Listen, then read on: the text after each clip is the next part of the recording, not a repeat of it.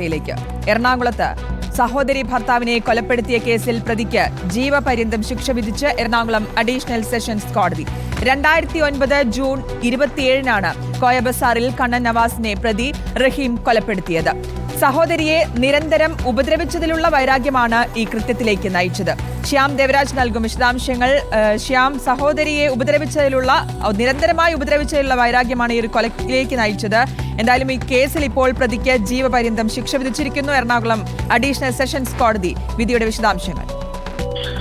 2009 June മാസം 27-നായിരുന്നു ഈ കേസിനാസ്പദമായ സംഭവം. കുമ്പളങ്ങി കോയബസാറിൽ സുബൈർ എന്ന ആളുടെ വീട്ടിൽ വാടകയ്ക്ക് താമസിക്കുകയായിരുന്നു കണ്ണൻ നവാസും കുടുംബവും. കണ്ണൻ നവാസ് നിരന്തരം ഭാര്യ ഷാഹിദയെ ഉപദ്രവിക്കാറുണ്ടായിരുന്നു. ഇക്കാര്യത്തിൽ സഹോദരിയുടെ ഭർത്താവ് ഷാഹിദയുടെ സഹോദരനായ റഹീമിന് എതിർപ്പും ഉണ്ടായിരുന്നു.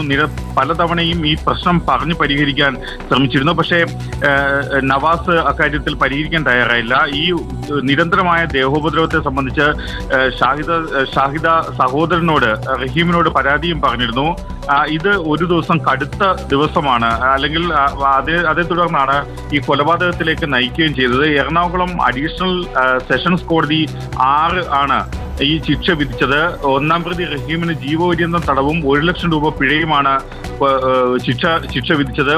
കൊലപാതകം നടത്തിയ കുറ്റത്തിനാണ് ഈ ശിക്ഷ. മാത്രമല്ല, വീട്ടിൽ അതിക്രമിച്ച് കയറി ആക്രമിച്ചതിന് 5 വർഷം തടവും 50,000 രൂപ പിഴയും ശിക്ഷ വിധിച്ചിട്ടുണ്ട്.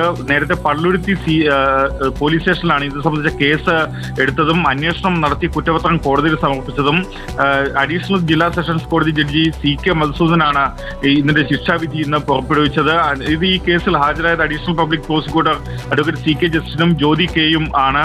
ഈ കേസിൽ നേരത്തെ സഹോദരി ഭർത്താവിനെ കൊലപ്പെടുത്തി എന്ന കേസിലാണ് ഈ പ്രധാനമായും ഈ ശിക്ഷ ഇന്ന് പറഞ്ഞിരിക്കുന്നത്. മാത്രമല്ല, റഹീമിന്റെ ബന്ധുക്കളായ 2 പ്രതികളെ കോടതി കുറ്റവിമുക്തരാക്കുകയും ചെയ്തിട്ടുണ്ട്. ഓക്കെ, വ്യക്തമാണ്. ശ്യാം ദേവരാജാണ് വിശദാംശങ്ങൾ നൽകിയത്.